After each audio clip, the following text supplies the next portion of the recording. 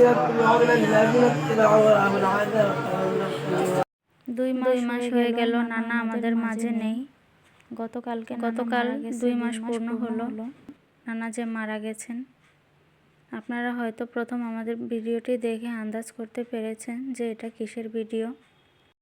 নানা মারা যাওয়ার 5 দিনের খতমে কিছু এতিম বাচ্চাদের খাওয়ানো, কিছু আত্মীয় স্বজনকে খাওয়ানোর জন্য আয়োজন করা হয়েছিল। তখন মন খারাপ থাকার কারণে আপনাদের সাথে ভিডিওটি শেয়ার করতে পারিনি। তো কাল এই ভিডিওটি দেখে মনে হলো যে ভিডিওটি নানার স্মৃতি হিসাবে রেখে দিই। নানা 3-4 বছর যাবৎ বিছানায় পড়া ছিল, তবে 2-3 মাস ধরে একেবারে বেশি খারাপ অবস্থা, বিছানা থেকে একেবারে উঠতেই পারছিল না। নানার সেবা আমার নানুই করতো। নভেম্বরের 7 তারিখে রাত থেকে নানার শরীরের অবস্থা বেশি খারাপ হয়ে পড়ে, শ্বাসকষ্ট সমস্যা ছিল। পরে শুক্রবার সন্ধ্যা 7টার দিকে নানা মারা যান। আমার নানা অনেক ভালো মনের মানুষ ছিলেন। আল্লাহ যেন তাকে বেহেশত নসিব করেন, তার রুহের মাগফিরাত কামনা করি। আমার দাদা দাদি ছিল না, কিন্তু নানা নানুর কাছে আমি দাদা দাদির আদরটুকু পেয়েছি। নানা যখন খেতে বসতেন আমাকে আর আমার খালাতো বোনকে দুইজনকে দুই পাশে নিয়ে খেতে বসতেন। একটা মোরগের একটা কলিজা, কিন্তু আমার নানা আমাদেরকে নিয়ে 2 নাতিনকে ভাগ করে দিয়ে তারপরে আমার নানা খেতেন। নানা আমাদেরকে কত ধরনের গল্প যে শোনাতেন, নানার এই গল্পগুলো মনে পড়ে আজও, কিন্তু নানাকে ভুলতে পারি না। নানার এই খুনসুটিগুলো আমাদের মনে, নানা চিরদিন বেঁচে থাকবেন। আমার ছোটোবেলা কেটেছে আমার নানা বাড়িতে, আমি নানা বাড়িতেই বড় হয়েছি, তাই নানা নানুর কথা আমার বেশি মনে পড়ে। নানা আমাকে, আমার খালাতো ভাই বোন, আমাদের সবাইকে অনেক আদর করেছে। আমাদের মা যদি কখনো আমাদেরকে মারতে নিত, তখন নানার জন্য আমাদেরকে মারতে পারতো না। নানা বকা দিত যে এরে মারতেছো কেন। আমি আমার হাজব্যান্ডকে নিয়ে যখন নানার বাড়িতে বেড়াতে যেতাম, তখন আমার নানা ভাই আমাদেরকে দেখলে হাসতো। তো আমরা জিজ্ঞাসা করতাম, নানা আমাদেরকে চিনতে পারছেন? তো নানা তো তখন বিছানায় পড়াই ছিল, তো দেখে বলতে পারতো আমাদের নাম। আল্লাহর রহমতে আমার নানা মরার আগেও আমার নানার স্মৃতিশক্তি ভালোই ছিল, সবাইকে চিনতে পারতো। আমার নানা নানুর মাঝে অনেক মিল ছিল। তারা কোনো সময় নিজেদের মধ্যে কোনো কারণে ঝগড়া করতো না।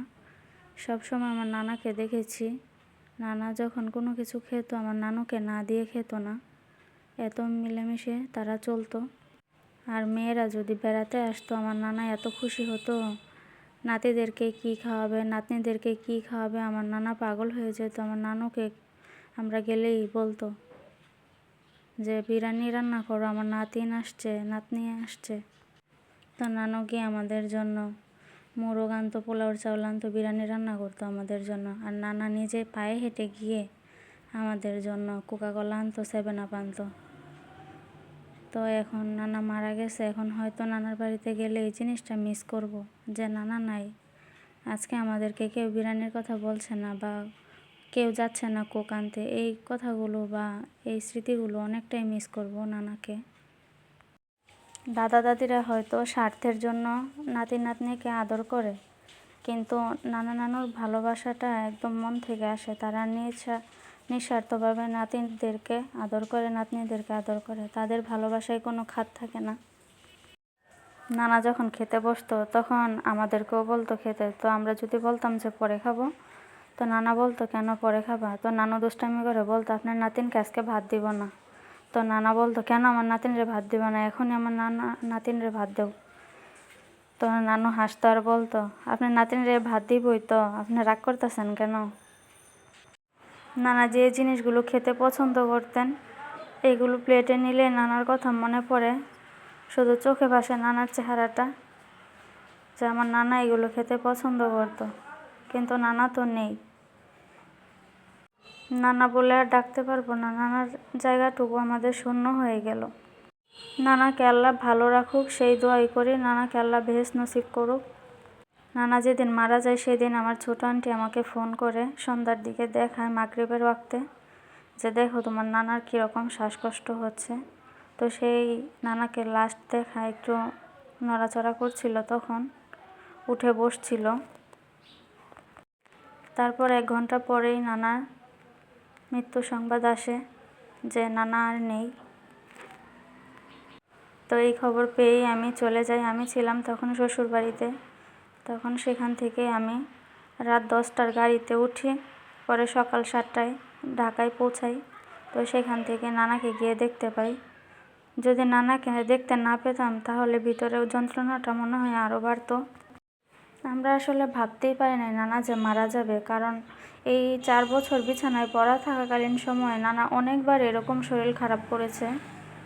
তো আল্লাহর রহমতে যতবার ডাক্তার দেখাইছে আল্লাহর রহমতে ভালো হয়েছে।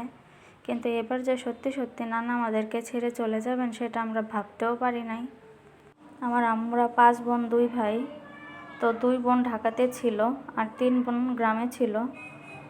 তো 2 বোনের মধ্যে 1 বোন বাবা মরার সময় সামনে ছিল, আর আরেক বোন ঢাকাতেই মেয়ের বাড়িতে ছিল। তো আসতে একটু সময় নেয়, রাত 8টার দিকে এসে দেখে, আর 3 মেয়ে সকাল 7টার দিকে আসে, কারণ তাদের যাতায়াত ব্যবস্থা ভালো ছিল না, তাই সকালে আসতে হয় তাদেরকে। আর 2 ছেলের মধ্যে 2 জনেই বিদেশে ছিল, কেউ বাবাকে দেখতে পায়নি। বড় ছেলে ভিডিও কলে ছিল যখন বাবা মারা যায় তখন, আর ছোট ছেলে তখন কাজে থাকার কারণে এমনিতে ফোন দিয়ে খোঁজ খবর নিছে অডিও কলে, কিন্তু ভিডিও কলে তেমনটা দেখতে পারে নাই। একটু একটু দেখছে, কিন্তু যখন মৃত্যু অবস্থায় তখন ভিডিও কলে বড় ছেলে ছিল, সে দেখতে পায়। আমার নানার 5 মেয়ের পরে 2 ছেলে হয়। আল্লাহর রহমতে 5 মেয়ে বিয়ে দিয়েছে, 2 ছেলেও বিয়ে করিয়েছে। আল্লাহর রহমতে আমার নানা সব কিছুই দেখে যেতে পারছে। 2 ছেলে শেষে হলেও তাদের কামাই খেতে পারছে। এটাই আল্লাহর দরবারে লাখো কোটি শুকরিয়া, যে শেষে হওয়ার পরেও যে ছেলেদের কামাই খেতে পারছে, ছেলেদের বউ দেখে যেতে পারছে, এটাই আল্লাহর দরবারে শুকরিয়া। আমার নানা যেমন নাতি নাতনিদেরকে আদর করছে, লালন পালন করছে, তেমন নাতিরাও দেখেন হাতে হাতে কিভাবে কাজ করছে নানার এই খতমের আয়োজনে। নানার আদর করা সার্থক। আমার মা, খালা, মামা তারা যথেষ্ট আমার নানাকে সেবা যত্ন করতে পারছে। যখন যেটা প্রয়োজন সেই চাহিদা পূরণ করতে পারছে, বাবাকে সেবা যত্ন করতে পারছে। তাই তাদের মনে এক সময় কান্না করে, তখন আবার মনকে সান্ত্বনা দিতে পারে, যা বাবা তো 4 বছর বিছানায় পড়া ছিল, বাবাকে তো করছি, খাওয়াইতে পারছি যেটা মনে চাইছে, তাই তারা আর দুঃখ করছে না। এক সময় নিজেকে এইভাবে এটা বলে সান্ত্বনা দেয়। বর্তমান সময়ের ছেলে মেয়েদের তুলনায় আমার মা, খালারা, মামারা যথেষ্ট ভালো। তারা বাবাকে যথেষ্ট সম্মান করেছে, মাকেও যথেষ্ট সম্মান করে। বাবা নেই, তাই মাকে এখন আরও বেশি তারা আদর করছে, সেবা যত্ন করছে। আমি মনে করি আমার নানা অনেক ভাগ্যবান মানুষ, কারণ 5টা মেয়েকে নিজ হাতে বিয়ে দিতে পেরেছেন, 2টা ছেলেকে নিজ হাতে বিয়ে দিতে পেরেছেন। তারপর ছেলে মেয়েরাও মা বাবাকে যথেষ্ট করেছে। দুনিয়াতে আর কি থাকে পাওয়ার? নানার তো এখানে আরও বড় সার্থকতা। তারপর নিজ নাতিপতিদের থেকে অনেক সম্মান পেয়েছেন। তাদেরকে যেমন আদর করে সোহাগ করে বড় করেছেন, তেমন তারাও নানার এই খতমের আয়োজনে তারাও নিজ হাতে কাজ করছে। তার চেয়ে আর বড় পাওয়া আর কি থাকতে পারে? আমার নানা সত্যিই একজন ভাগ্যবান মানুষ ছিলেন। আল্লাহ নানাকে বেহেশত নসিব করুক, তার রুহের মাগফিরাত কামনা করি। আপনারাও সবাই আমার নানার জন্য দোয়া করবেন, আল্লাহ যেন তাকে জান্নাতুল ফেরদাউস দান করেন। আমি দোয়া করি পৃথিবীর সব মা বাবাই যেন সন্তানের সফলতা, মা বাবার স্বপ্ন পূরণ করতে পারে, সেটা দেখার পরেই যেন মা বাবার মৃত্যু হয়। এটাই আল্লাহর কাছে সবার জন্য দোয়া করি। আমার নানা দেখতে পেরেছে, আলহামদুলিল্লাহ। সবাই ভালো থাকবেন। আসসালামু আলাইকুম।